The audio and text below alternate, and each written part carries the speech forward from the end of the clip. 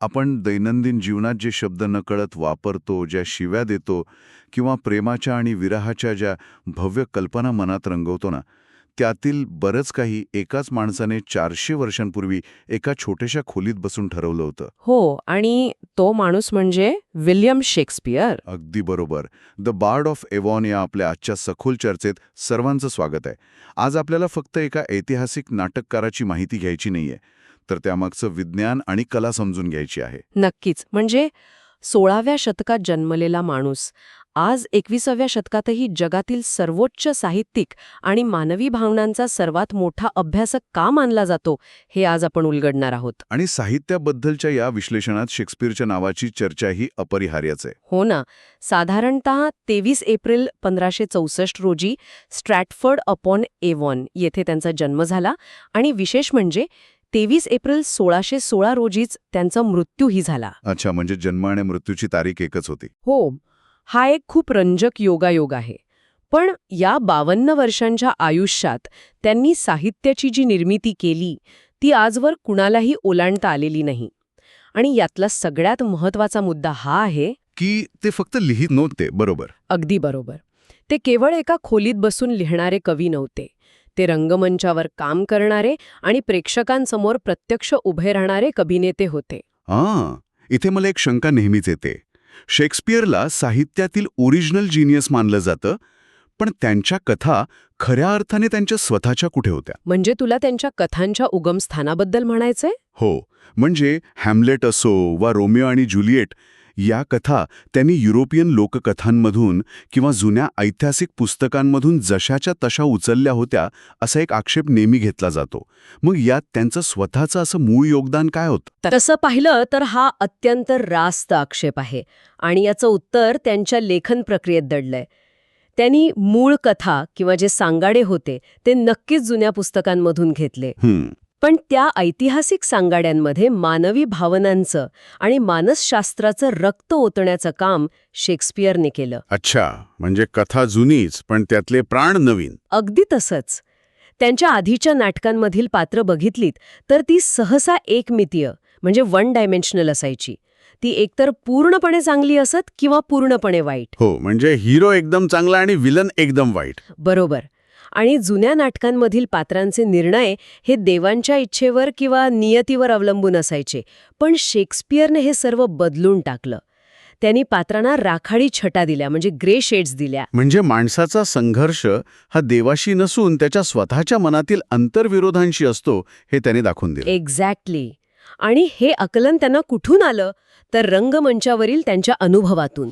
बापरे, म्हणजे हे आजच्या काळातील एखाद्या ऑलराऊंडर फिल्ममेकर सारखं झालं की असा दिग्दर्शक जो स्वतः कथा लिहितो, अभिनय करतो आणि प्रेक्षकांच्या थेट प्रतिसादाचा अभ्यासही करतो. हो, आणि आजच्या भाषेत सांगायचं तर रंगमंचावर काम करताना ते प्रेक्षकांवर A/B टेस्टिंग करत असावेत. क्या बात आहे. म्हणजे कोणत्या संवादावर लोक कंटाळतात आणि कुठे श्वास रोखून धरतात याचा थेट डेटा त्यांना मिळत होता. आणि हा डेटा गोळा करण्याची पद्धतच त्यांच्या यशाचं सर्वात मोठं गमक होती. द ग्लोब थिएटरमध्ये अगदी तळागाळातील सामान्य मजुरांपासून ते राजघराण्यातील उमरावांपर्यंत सर्व स्तरांतील लोक नाटक पाहायला यायचे. म्हणजे प्रेक्षकांमध्ये प्रचंड विविधता होती. हो ना. आणि या दोन्ही टोकांच्या प्रेक्षकांना एकाच वेळी खिळवून ठेवणं हे खूप मोठं आव्हान होतं.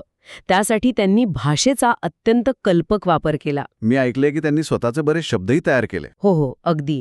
जेव्हा त्यांना एखादी भावना व्यक्त करण्यासाठी अस्तित्वात असलेले शब्द अपुरे वाटले तेव्हा त्यांनी चक्क नवीन शब्दांची निर्मिती केली. उदाहरणार्थ कोणते शब्द? जसं की स्वॅगर, लोनली, बेडॅझल्ड किंवा असॅसिनेशन. हे असे शेकडो शब्द आजच्या आधुनिक इंग्रजी भाषेचा अविभाज्य भाग आहेत, पण त्यांचा जन्म शेक्सपियरच्या लेखणीतून झाला आहे. हे खरोखरच थक्क करणारं आहे. एक माणूस संपूर्ण भाषेची शब्दसंपदा कशी बदलू शकतो, पण त्यांनी फक्त नवीन शब्दच बनवले नाहीत, तर ते वापरण्याची एक विशिष्ट पद्धतही विकसित केली ना. त्यांच्या लिखाणातील लयीबद्दल बरेच अभ्यासक बोलतात. हो, त्या तंत्राला आयॅम्बिक पेंटामीटर असं म्हणतात. आयॅम्बिक पेंटामीटर हे नक्की काय असतं? सोप्या भाषेत सांगायचं तर ही कवितेची अशी एक लय आहे जी मानवी हृदयाच्या ठोक्यांशी मिळती जुळती असते. जसं हृदयाचा ठोका धक धक असा पडतो तशीच ही लय चालते. अच्छा, म्हणजे त्या शब्दांच्या उच्चारातच एक प्रकारचा नाद असतो. अगदी बरोबर. आणि जेव्हा नाटकातील एखाद्या पात्राच्या मनातील तणाव वाढतो तेव्हा शेक्सपियरने याच लयीचा प्रामुख्याने वापर केला आहे. बापरे, यामुळे काय व्हायचं? यामुळे प्रेक्षकांच्या हृदयाचे ठोकेही पात्राच्या भावनांशी नकळतपणे जुळले जायचे. हे एक प्रकारचं भाषिक तंत्रज्ञान होतं जे प्रेक्षकांच्या शरीरावर आणि मनावर थेट परिणाम करत होतं. म्हणजे ते केवळ शब्दांची जुळवाजुळव करत नव्हते, तर ते मानवी भावनांचं एक प्रकारे प्रोग्रामिंग करत होते असं म्हणायला हरकत नाही. नक्कीच. हे ऐकल्यावर असा विचार येतो की तंत्रज्ञान आज कितीही पुढे गेलं असलं तरी मानवी भावनांचं जे सॉफ्टवेअर आहे ते अजूनही तसंच आहे. आज विमाने आणि इंटरनेटच्या काळातही माणसाला मत्सर, प्रेम आणि महत्वाकांक्षा तशाच जाणवतात. हो, भावना कधीच बदलत नाहीत. त्या फक्त व्यक्त करण्याचे मार्ग बदलतात. या अर्थाने पाहता ते केवळ कथाकार नव्हते, तर ते सुरुवातीच्या काळातील एक मानसोपचार तज्ज्ञ म्हणजे सायकोलॉजिस्ट होते. हे मानवी सॉफ्टवेअर कसं क्रॅश होतं हे त्यांनी त्यांच्या ट्रॅजेडीजमध्ये अत्यंत अचूकपणे मांडले. आणि या ट्रॅजेडीज किंवा शोकांतिकांचं तंत्र समजून घेणं अत्यंत रंजक आहे. ट्रॅजेडी म्हणजे केवळ असा शेवट जिथे मुख्य पात्राचा मृत्यू होतो असं नाही बरं का. मग त्यामागे अजून काही विचार होता? हो, ग्रीक परंपरेतून आलेली हमार्शिया ही संकल्पना त्यांनी अत्यंत प्रभावीपणे वापरली. हमार्शिया? हो, हमार्शिया म्हणजे मुख्य पात्राच्या स्वभावातील असा एक मूळ दोष जो त्याच्या विनाशाला कारणीभूत ठरतो. अच्छा, म्हणजे बाहेरचा शत्रू नडत नाही तर स्वतःचा स्वभावच नडतो. एक्झॅक्टली. उदाहरणार्थ हॅम्लेटकडे पाहूया. राजकुमार हॅम्लेटला त्याच्या वडिलांच्या खुनाचा सूड घ्यायचा असतो, पण या नाटकाचा गाभा हा बाहेरचा संघर्ष नसून हॅम्लेटच्या मनातील गोंधळ आहे. हो, तो सतत विचार करत असतो. हो ना.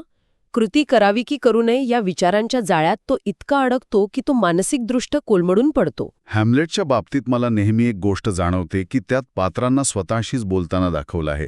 रंगमंचावर एकटेच उभे राहून मोठे संवाद म्हणण्याचं जे तंत्र आहे ते त्यांनी का वापरलं असावं? त्या तंत्राला सॉलिलोकी किंवा स्वगत म्हणतात. शेक्सपियरच्या साहित्यातील हा सर्वात मोठा मास्टरस्ट्रोक मानला जातो. म्हणजे स्वतःशी जोरात बोलणं. हो, पण हे स्वगत म्हणजे प्रेक्षकांना पात्राच्या मनात डोकावण्यासाठी दिलेली एक खिडकी असते. जेव्हा Hamlet to be or not to be असं म्हणतो तेव्हा तो प्रेक्षकांना कथा सांगत नसतो. मग तो काय करत असतो? तो त्याच्या मनातील विचारांवर थेट प्रक्रिया करत असतो. म्हणजे एक प्रकारचं रिअल टाईम प्रोसेसिंग. तुमच्या मगाच्या उदाहरणाचा संदर्भ घ्यायचा तर हे स्वगत म्हणजे प्रेक्षकांना पात्राचा थेट सोर्स कोड वाचायला देण्यासारखं आहे. क्या बात आहे. आणि हाच सोर्स कोड आपल्याला मॅकबेथमध्ये पूर्णपणे दूषित झालेला दिसतो. अगदी बरोबर ओळखल्यास. तिथे विचारांचा गोंधळ नाहीये, तिथे अंध महत्वाकांक्षेचा व्हायरस आहे. सत्तेच्या लालसेपायी एका शूर योद्ध्याचा कसा मानसिक आणि नैतिक विनाश होतो याचा तो आलेख आहे. हो, आणि मॅकबेथमध्ये केवळ लालसा नाहीये तर गुन्ह्याच्या भावनेचं म्हणजे गिल्टचं अत्यंत सखोल मानसशास्त्रीय चित्रण आहे. ते लेडी मॅकबेथचं उदाहरण खूप भयंकर आहे ना? हो, लेडी मॅकबेथच्या पात्राचा विचार करा. तिला तिच्या हातावर रक्ताचे डाग दिसू लागतात जे वास्तवात तिथे नसतातच. ती सतत हात धुवत असते. अगदी. एका मानसिक धक्क्याचं किंवा ट्रॉमाचं शारीरिक स्तरावर कसं प्रकटीकरण होतं याचं हे उत्तम उदाहरण आहे. खरंच. आधुनिक मानसशास्त्राने या गोष्टींचा शोध खूप नंतर लावला, पण शेक्सपियरने हे शतकांपूर्वीच रंगमंचावर दाखवून दिलं होतं. ओथेलोमध्येही आपल्याला हेच दिसतं. ओथेलोमध्ये तो मत्सराचा भाग खूप गडद आहे ना? हो, तिथे विनाशाचं कारण कोणतीही मोठी राजकीय उलथापालट नसते, तर एक अत्यंत क्षुल्लक वाटणारा संशय आणि मत्सर असतो. एका छोट्या रुमालावरून निर्माण झालेला संशय 2 जीवांचा कसा अंत करतो हे ओथेलोमध्ये पाहायला मिळतं. आणि त्यात तो इयागो नावाचा खलनायक. हो, इयागोसारखं पात्र या मत्सराची ठिणगी टाकून मानवी भावनांच्या सॉफ्टवेअरचा बॅकडोर कसा शोधतो हे खरोखरच थक्क करणारे आहे. नक्कीच. पण शोकांतिकांच्या या अतिशय जड आणि अंधाऱ्या जगातून बाहेर पडताना मला त्यांच्या विनोदी नाटकांबद्दल म्हणजे कॉमेडीजबद्दल एक प्रश्न विचारायचा आहे. हो, विचार ना. जर त्यांना मानवी मनाची इतकी खोल समज होती तर त्याने कॉमेडीज का लिहिल्या? फक्त थिएटरचं तिकीट विकण्यासाठी आणि प्रेक्षकांना खुश करण्यासाठी? वरवर पाहता तसं वाटू शकतं, पण त्यांच्या कॉमेडीज म्हणजे केवळ उथळ हसवणूक नाहीये. मग त्यात काय वेगळेपण आहे? शोकांतिकांमध्ये आपण पाहिलं की मानवी त्रुटींमुळे संपूर्ण व्यवस्था कशी कोसळते. या उलट कॉमेडीजमध्ये ते मानवी नातेसंबंधांमधील गोंधळ, गैरसमज आणि समाजातील विसंगती अत्यंत हुशारीने हाताळतात. अच्छा, म्हणजे रोजच्या जगण्यातले गोंधळ. हो, आणि हा गोंधळ सोडवून एका सकारात्मक शेवटाकडे कसं जाता येतं हे ते दाखवतात. अ मिडसमर नाईट्स ड्रीममध्ये प्रेमातील लहरीपणा आणि वेडेपणा अत्यंत रंजक पद्धतीने समोर येतो. हो, त्यात ते जंगलात हरवणं आणि जादू वगैरे सगळंच खूप रंजक आहे. बरोबर. माणसं प्रेमात पडल्यावर कशी अतार्किक किंवा इलॉजिकल वागतात यावर त्यांनी अत्यंत मार्मिक भाष्य केलं आहे. द मर्चंट ऑफ व्हेनिस या त्यांच्या गाजलेल्या नाटकाबद्दल हेच म्हणता येईल.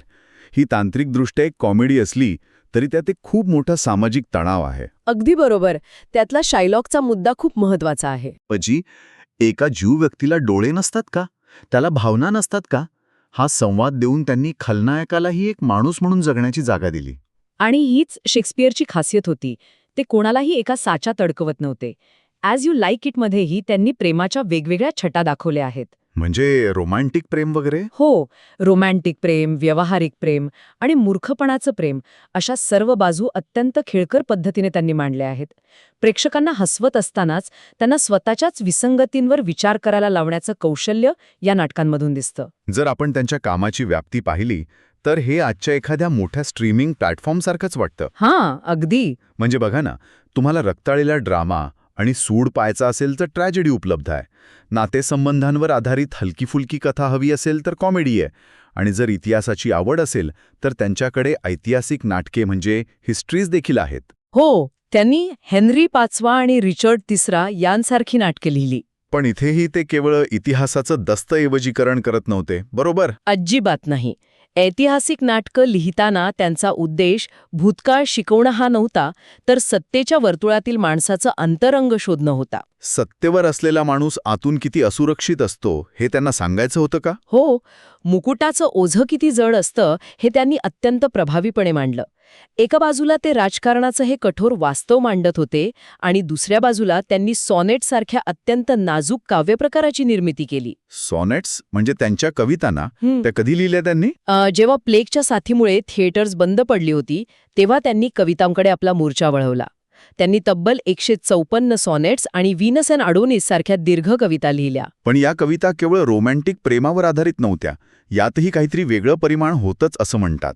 हो, या कवितांमधील मुख्य विषय काळ आणि मृत्यू हा आहे. तारुण्य आणि सौंदर्य हे नश्वर आहे. काळ हे सर्व काही हिरावून घेणार आहे अशी एक भीती त्यात दिसते. बापरे.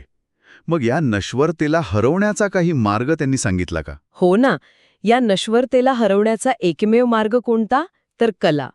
शेक्सपियर त्यांच्या कवितांमधून सांगतात की जोपर्यंत हे जग अस्तित्वात राहील आणि लोक वाचू शकतील तोपर्यंत माझ्या या शाईच्या माध्यमातून तुझं सौंदर्य अमर राहील. क्या बात आहे. म्हणजे ही एक प्रकारची काळाविरुद्धची बंडखोरीच होती. नक्कीच. आणि म्हणूनच एवढ्या शतकांनंतरही आपण त्यांची चर्चा करत आहोत. त्यांचा सांस्कृतिक आणि भाषिक वारसा किती खोलवर रुजला आहे हे यातून स्पष्ट होतं. आजच्या जगातही जगभरातील विद्यापीठांमध्ये त्यांचा अभ्यास केला जातो. आणि त्यांच्या कथांवर वेगवेगळ्या भाषांमध्ये असंख्य चित्रपटही तयार होतात. हो, आणि या प्रवासाच्या शेवटी मला त्यांच्या एका अत्यंत प्रसिद्ध आणि सार्वकालिक विचाराकडे यायचंय. All the world's a stage and all the men and women merely players. हे संपूर्ण जग एक रंगमंच आहे आणि आपण सर्व फक्त कलाकार आहोत. बरोबर. यामागील तत्वज्ञान नेमकं कसं काम करतं? हा संवाद मानवी जीवनाच्या नश्वरतेचं सर्वात मोठं विश्लेषण आहे. जेव्हा आपण म्हणतो की जग एक रंगमंच आहे तेव्हा आपण हे स्वीकारतो की आपलं आयुष्य हे एका नाटकाप्रमाणे विविध अंकात विभागलेलं आहे. म्हणजे बालपण, तारुण्य वगैरे. हो, आपण जन्माला येतो, बालपण, तारुण्य, म्हातारपण अशा विविध अवस्थांमधून जातो. या प्रवासात आपण मुलाची, पालकाची किंवा अधिकाऱ्याची भूमिका वाटवतो. पण शेवटी जसं नाटक संपल्यावर कलाकार रंगमंच सोडतो तसं आपल्यालाही हे जग सोडून जावंच लागतं. एकदम खरंय. या विचारातून शेक्सपियर मानवाच्या अहंकाराला आणि सत्तेच्या गर्वाला पूर्णपणे नाकारतात. ते आपल्याला आठवण करून देतात की आपण या जगाचे मालक नाही आहोत. आपण फक्त इथले तात्पुरते भाडेकरू आहोत. ज्यांना आपली भूमिका संपल्यावर एक्झिट घ्यावीच लागते. हे अत्यंत सखोल आणि माणसाला जमिनीवर ठेवणारं तत्वज्ञान आहे. हो, आणि म्हणूनच ते महान आहेत. विल्यम शेक्सपियर हे केवळ एक लेखक नव्हते, तर ते मानवी जीवनाचा आणि त्याच्या सर्व मर्यादांचा एक स्पष्ट आरसा होते. त्यांनी भाषेला दिलेलं वळण आणि मानवी भावनांची केलेली चिरचकाळ यामुळेच ते आजही अमर आहेत. अगदी सहमत आहे मी. आजच्या या विश्लेषणाचा शेवट करताना ऐकणाऱ्या सर्वांसाठी एक वेगळ्याच गोष्टीचा विचार सोडून देण्याची वेळ आली आहे. आज आपण आर्टिफिशियल इंटेलिजन्सच्या आणि प्रगत अल्गोरिदमच्या युगात जगत आहोत. हो, आजकाल हे खूपच वाढलंय. आजचे AI चॅटबॉट्स काही सेकंदात आयॅम्बिक पेंटामीटरमध्ये अचूक कविता किंवा एखादं नाटक लिहून काढू शकतात. पण शेक्सपियरने जे मानवी चुकांचं आणि अपूर्णतेचं सूक्ष्म सौंदर्य आपल्या साहित्यातून मांडलं, तो हमार्शियाचा दोष एखादं मशीन कवीच पकडू शकेल का? हा खूपच मोठा प्रश्न आहे. हो ना. ज्या सिस्टीमने कधी मृत्यूचा अनुभव घेतला नाही किंवा जिला कधी पश्चाताप झाला नाही, ती सिस्टीम खरोखरच मानवीय भावनांची खोली समजू शकेल? की शेवटी अत्यंत गुंतागुंतीच्या मानवाला समजून घेण्यासाठी आपल्याला कायम एका चुका करणाऱ्या माणसाचीच गरज भासेल? यावर नक्की विचार करा. या साहित्याच्या सखोल प्रवासात आमच्यासोबत सहभागी झाल्याबद्दल खूप खूप धन्यवाद.